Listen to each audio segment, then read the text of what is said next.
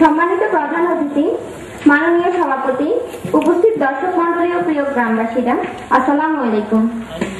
আমি শাহজাহান প্রিয়া উপস্থাপনা করছি মুন্সি আতর আলী অয়েল সোসাইটির পক্ষ থেকে।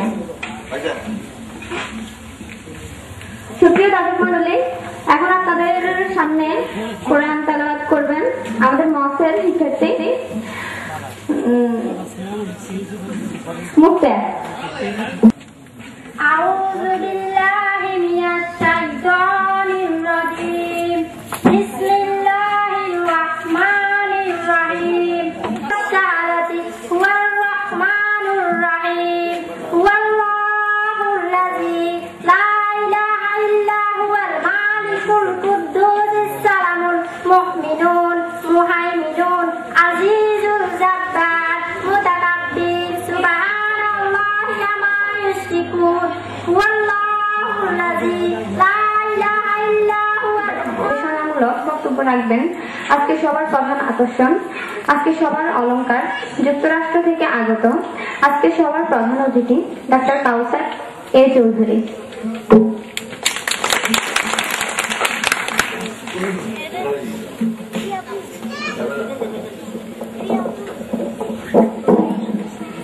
বিসমিল্লাহির রহমানির রহিম। আজকের সবার সভাপতি, মাননীয় বিশেষ অতিথি অতিথি এবং উপস্থিত সুধীমণ্ডলী, আসসালামু আলাইকুম। আমি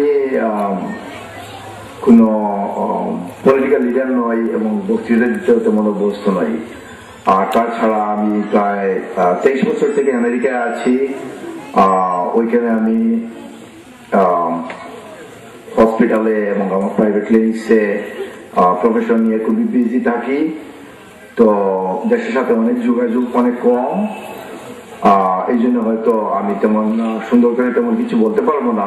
তো বেসিক্যালি আমি যতটুকু জানি, আপনাদের বিশেষ চেষ্টায় এবং আপনাদের প্রয়োজনের তাগিদে এখানে একটা মুন্সি আতর আলী ফাউন্ডেশনের উদ্যোক্তা গোলাম মোল্লা মানিক, যিনি আমার অত্যন্ত প্রিয় বন্ধু, ওনাকে আমি অনেক বছর থেকে জায়গা পেয়ে হয়ে এখানে আসতে পেরেছি।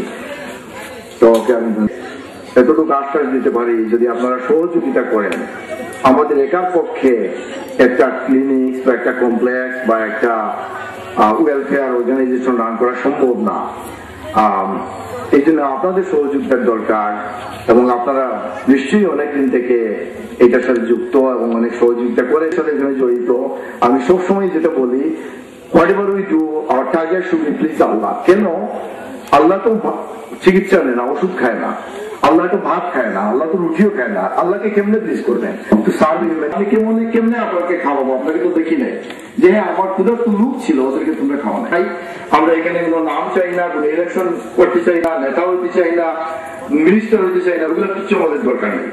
আমাদের উদ্দেশ্য একটাই, লোকজন যদি খুশি হয়, সাহায্য পায়, কোন চিকিৎসা পায় ঠিক মতো। যেখানে আমরা আজকে আসার সময় আমার এক ভাই বললেন আমাকে, ভাই আমি নাম বলবো না, আপনারা চিনে ফেলবেন, উনি আমাকে বললেন সত্যি আমরা লোকের আমাদের যে একটা আদর্শ ছিল, এটা বলবো একটু বলার জন্য দুই এক লাইন, কারণ অসহযোগিতা ছাড়া আমি কিছুই করতে পারতাম না। আর আপনাদেরকে অনেক ধন্যবাদ, অনেক কষ্ট করে এখানে এসেছেন আর এখানে এই গরমের মাঝে বসে অপেক্ষা করছেন। আমি অনেক রাতে অনেক ঘুমাইতে পারি নাই, ও সময় দিতে হয়েছে। তো যাই হোক, আপনারা অনেক কষ্ট করে এখানে ধৈর্য ধরে বসেছেন এবং আমাকে অনেক সম্মান দিয়েছেন, যেটা আমি যোগ্য না। আমার কোনো ব্যক্তিগত কোনো এমন কিছু নাই যে আমি এগুলা ডিজার্ভ করি।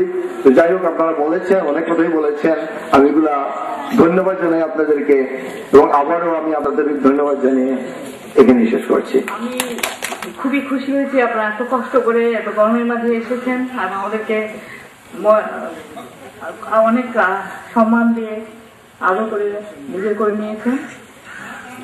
আমি ডাক্তার, কিন্তু এখানে আমি প্র্যাকটিস করতাম, কিন্তু তারপর যখন আমেরিকায় গেলাম আমার ফ্যামিলি বাচ্চাদের জন্য আমি আর আমার প্রফেশন ছেড়ে দিয়েছি। কিন্তু আমি যতটা পারি হেল্প করতে চাই। আর মানিক ভাইকে আমরা অনেক বছর থেকে চিনি, 17-18 বছর থেকে খুবই ভালো সম্পর্ক ওনাদের সাথে। ওনার মাধ্যমে আপনাদের সবার কথা জানতে পেরেছি। আপনারা আমাদেরকে চেনে না, কিন্তু আমরা আপনাদেরকে চিনি, কারণ উনি এত কিছু বলছেন। এখানকার অনেক ভাইদের বোনদের কথা, বিশেষ করে সেলিম ভাইয়ের কথা, তারপরে যে দিদির কথা, উনি খুবই গল্প করেন। বাকি সবার কথা গল্প করেন, কিন্তু আমি দুজনের কথা উনি খুব বেশি বলেন। তো এত চেনা হয়ে গেছে। তারপরে লাস্ট করছেন হেলথ কমপ্লেক্স নিয়ে, সেটা খুবই ভালো। ওনার চাচ্ছিলেন, কিন্তু টাকা ছাড়া আসলে সবই সম্ভব হয় না। তো আমাদের ওখানে কিছু ডাক্তাররা জমে কিছু টাকা দিয়েছেন, ওরা স্টার্ট করেছে। তখন আমাদের মনে হলো এটাকে কন্টিনিউ করতে হবে। তো তারপরে আমরা সেটা 4-5 জন কোর মানুষ মিলে মনে করলাম এটাকে যেমন করে হোক আমরা করবো, বিল্ডিং বানায় ফেলতে পারবো, কিন্তু এরপরে এটাকে চালাতে হবে। তো সেই জন্য আমাদের যতটুকু সম্ভব আমরা ওখান থেকে আপনাদেরকে সাহায্য